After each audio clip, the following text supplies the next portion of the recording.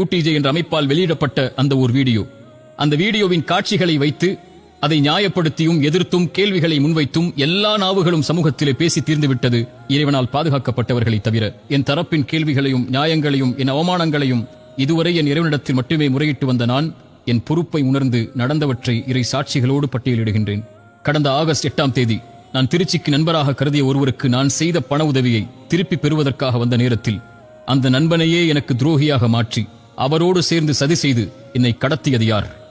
4 வாகனங்களை கொண்டு என் வாகனத்தை தடுத்து நிறுத்தி ஓட்டுநரை அடித்து காருக்குள் ரவுடிகளைப் போல் ஏறி என் மொபைலை என்னிடமிருந்து பறித்து ஒரு கட்டுமான பணி நடக்கும் இடத்திற்கு என்னை வலுக்கட்டாயமாக கடத்திச் சென்றது யார்?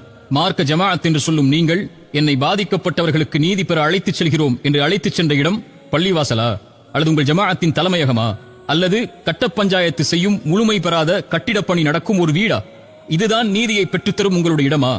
என்னை ஒரு அறையில் அடைத்து ஜமாஅத் என்ற பெயரில் 10 சிறுவர்களையும் வாலிபர்களையும் பயன்படுத்தி கட்டுமான ஆயுதங்களையும் கத்திகளையும் கொண்டு இந்த இடத்திலிருந்து நகர்ந்தால் உன் உயிருக்கே உத்தரவாதம் இல்லை என்று மிரட்டி என் மொபைலை, என் உரிமைகளை, உடைமைகளை பறித்தது யார்? நான் கடத்தப்பட்டதின் மனைவிக்கு தகவல் தெரிந்ததும் காவல்துறைக்கு அவர்கள் அறிவித்து விட்டார்கள் என்பதை அறிந்தவுடன் பயந்து வந்து UNTJ-வின் தலைவர் ரஃபி அவர்களே, என் முன்னால் வந்து என்ன சொன்னீர்கள்? லீகலா போறியோ? காவல்துறைக்கே தகவல் கொடுத்துட்டியோ? நாங்க எவ்வளவு பெரிய ஜமாஅத் தெரியுமா இந்த ஊர்ல? காவல்துறை எங்களுக்கு வந்தால் சல்யூட் அடிக்கும். அவங்க வர்றதுக்குள்ள உன் கதியை என்ன ஆக்குறோன்னு பார் என்ன மிரட்டி என்னை தாக்குதலுக்கு உள்ளாக்கியது யார்? கட்ட பஞ்சாயத்து செய்ய உங்களின் நபர்கள் நீங்கள் கடத்தி சென்ற இடத்திற்கு வருகை தருவதற்கு முன்னால் காவல்துறைக்கு நீங்கள் கடத்திய சம்பவம் தெரிந்துவிட்டது, மாட்டி விடுவோம் என்ற பயத்தில் என் முன்னதாகவே வந்து தானாகவே 100க்கு கால் செய்வதைப் போல் கால் செய்து இங்கு பிரச்சனை நடக்கிறது, இவரை அழைத்துச் சென்று விடுங்கள், நாங்கள் பாதுகாத்து இந்த பிரச்சனையிலிருந்து ஒப்படைக்கிறோம் என்ற ஒரு நாடகத்தை அரங்கேற்றினீர்களே, மறந்து விட்டீர்களா? 100க்கு தகவல் தெரிவித்ததால் ஒரு போலீஸ் வந்தவுடன் நீங்கள் நடத்திய நாடகத்தை தான் அந்த வீடியோவில் இந்த உலகம் பார்த்தது. அதற்கு முன்னால் நீங்கள் நடத்திய தாக்குதலை, தடுத்த அடிப்படை உரிமைகளை, மிரட்டிய இரையச்சமற்ற வார்த்தைகளை வீடியோ எடுத்தீர்களே, அதையும் வெளியிட்டிருக்கலாமே. கட்ட பஞ்சாயத்து செய்யும் உங்களுடைய காட்சிகள் வெளிவந்துவிடும் என்ற பயமா? இவர் எனக்கு 12 ஆண்டுகால நண்பர், UNTJ-வின் பேச்சாளர் என்று பொய் சொன்னீர்களே. இத்தனை வருடங்களில் ஒரு 5-10 நிமிடம் நீங்கள் என்னோடு உரையாடி இருப்பீர்களா? 1 அல்லது 2 முறை என்னை சந்தித்திருப்பீர்களா? இதுவரை உங்கள் அமைப்பு நடத்திய 2 நிகழ்ச்சிகளில் தான் நான் கலந்து கொண்டிருக்கிறேன்.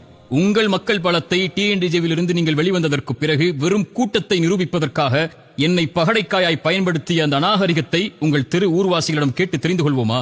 அந்த வீடியோவிலும் இன்று வரையிலும் இத்தனை அவதூறுகளையும் என் தரப்பின் நியாயங்கள் எதுவும் தெரியாமல் பேசிய அத்தனை நாவுகளின் வஞ்சகத்தையும் ஏன் பொறுமையோடு கையாண்டேன் தெரியுமா? ஒரு நாள் நீங்களே உங்களுக்கு எதிராக சாட்சி சொல்லக்கூடிய நாள் வரும். பொய்களை ஆதாரமாக கொண்டு வருவீர்கள் எனக்கு முன்னால். அதை முறியடிக்க இறைவன் என்னோடு இருந்து ஒரு நாளை ஏற்படுத்துவான் என்பதற்காக மட்டும்தான் அந்த நிலையில் நான் பொறுமையை கையாண்டேன்.